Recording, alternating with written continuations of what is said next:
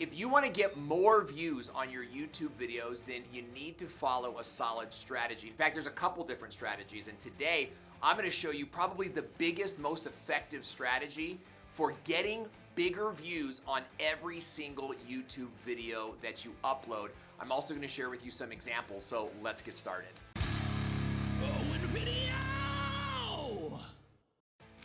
Hey, welcome back to the channel. I'm Owen Video, and I'm a YouTube coach. That's an Air 5. Glad that you're here. And today I want to talk to you about the silo strategy for uploading videos. And the silo strategy is a view increasing strategy. If you can build out a content plan that follows this advice, then you're going to find that every single one of your videos is doing better and better and better. Let me give you an example. Take a look at my good friend Christina Smallhorn, who follows this strategy right here. Now, in the beginning of her channel, her average views were coming in at like 200, 300 views a video, which, at the end of the day is not bad, on YouTube. But realistically, we want to get more views. Now, when she implemented this silo strategy, take a look at what happened to her view counts. Some of her videos got thousands of views. Some of her videos got millions of views. And you can actually see the silo strategy on her page right now. And if you were to go over to Mr. Beast's channel as well, you would see that he follows a silo strategy as well. So what is the silo strategy? Let's talk about that. A silo is a themed content plan.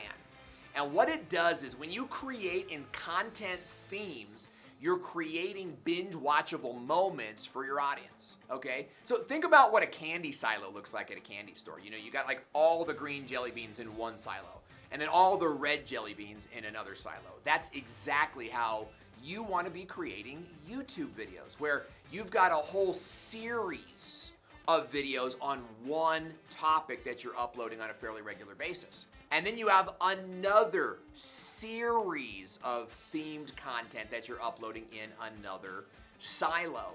And the trick about a silo strategy is creating different silos that reach different segments of your audience.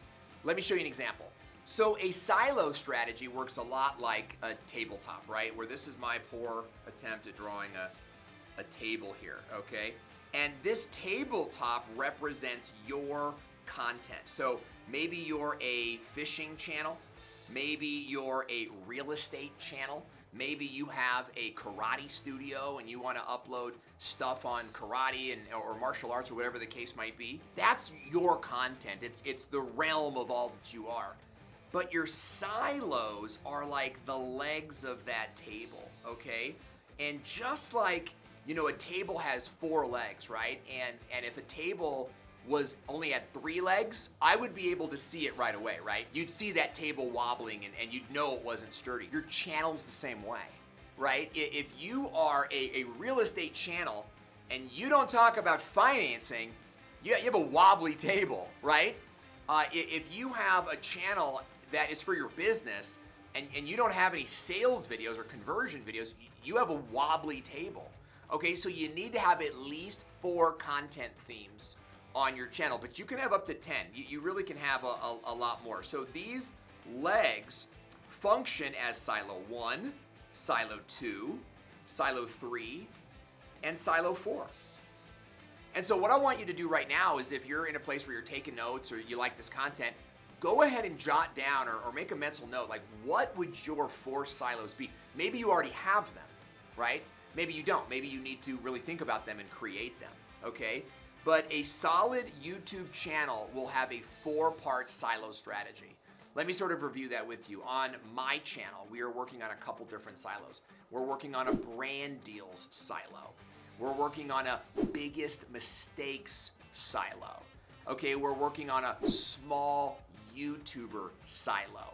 And we have a live streaming silo, right? And those are the 4 big silos that we're working on right now. Why does that matter? Because the YouTube algorithm matters. Let's take a look at the YouTube algorithm right now, okay? So what you're looking at is a YouTube watch page right now. And in the middle, or on the left-hand side, is obviously the big main video, and everybody's really familiar with how that works, okay? But over on the right-hand side, you have a couple different segments over here. Up at the top is your up next segment. Okay, and there's a whole lot of different ways to get ranked up there. My good friend Roberto Blake, He did a whole blog on how to get found in the up next section. And it really comes down to two big factors and a whole bunch of small factors. But here's the big factors. Number one factor in getting ranked in the up next section is having a video of a similar title strategy. Okay, so the algorithm is looking for videos that are similar to the video that they're watching right now. Now, where do they look for that? The first place they look is your channel. And this, I really want you guys to hear me on this. If you have a video that did really well, but it didn't really impact your channel, it's because you don't have other videos on your channel that are like that main video. That's really key, because if you create in a silo, it creates this binge watch loop where they're watching your main video, and in the up next section over here, YouTube is feeding the viewer the other videos in your silo. Super key, okay? Now let's move down to the recommended section, where the suggested algorithm. If you can get into the suggested algorithm and make that your number one or number two source of traffic, like many of my clients have, you are going to be sitting pretty on not just YouTube AdSense, but also lead generation and the other metrics that grow your channel. And it's very, very similar.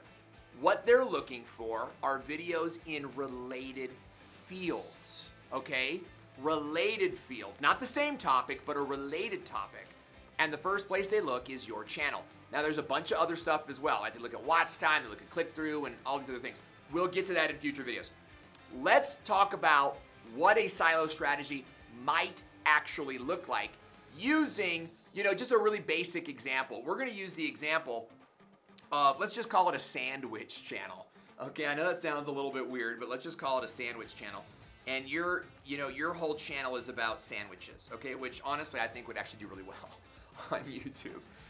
Instead of going to the search engine and letting the search engine decide what content you're gonna make all willy-nilly, you're gonna think about, what silos do I need to build to really have a good, solid channel, okay? Let's start with peanut butter, okay? That's probably the most popular sandwich out there, right? So we're gonna go peanut butter. That's gonna be, let's just call it peanut B. That's gonna be your first silo, okay? So you're gonna make a video about peanut butter sandwiches. And then you're gonna make a video about, let's just say, chunky peanut butter. Okay, and I'll call it chunky peanut butter. And then you're gonna make one about smooth peanut butter. Okay, then maybe you're gonna make one about like fat-free peanut butter. Okay, and then maybe you'll make another video about, let's say, almond peanut butter. Okay, and the list goes on and on. I recommend that every silo have 3 to 5 videos in it, okay, because you need to give the algorithm enough to create a binge watchable session with the viewer. Okay, you can't make one, see how it does. It won't work that way. You gotta make 3 or 4 at a time, 3 or 5 at a time. That's why I believe in batch production, okay? So you're gonna make all of these videos and you're gonna upload them according to a schedule of some kind. And then you're gonna build an ancillary or related silo, okay? Let's call that one, I'm gonna blow your mind here, jelly. All right, and then you're gonna make one about strawberry jelly. You're gonna make one about like Concord grape, right? You're gonna make one about jams, right? And you're gonna make one about, let's just say, Knott's. I grew up in LA, and so like the Knott's Berry Farm jelly was in all the restaurants and stuff like that, okay? And then I was gonna do 4, but let's just do 3, okay? For space reasons.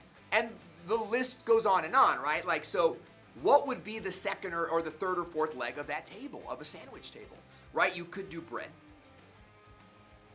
That would work just fine, breads. You could also do things like, let's say, bologna, which I grew up in LA, and bologna was one of our treats. Snack night was actually like treat night was actually bologna cheese and barbecue chips. But I digress. I'm getting into my ghetto upbringing.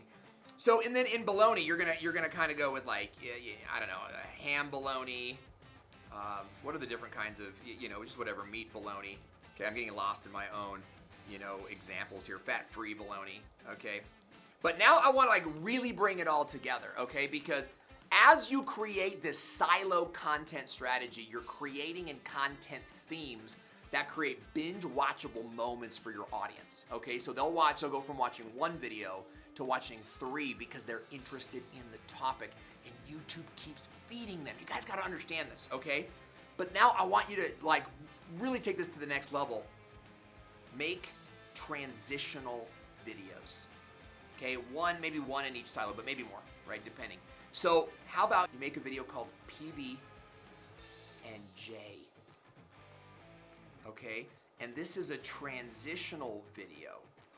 And that's designed to get your videos in the recommended section regardless of which silo they're watching, whether it's this silo or this silo, right? When you make these transitional videos, they kind of include topics from 2 different silos, not 3.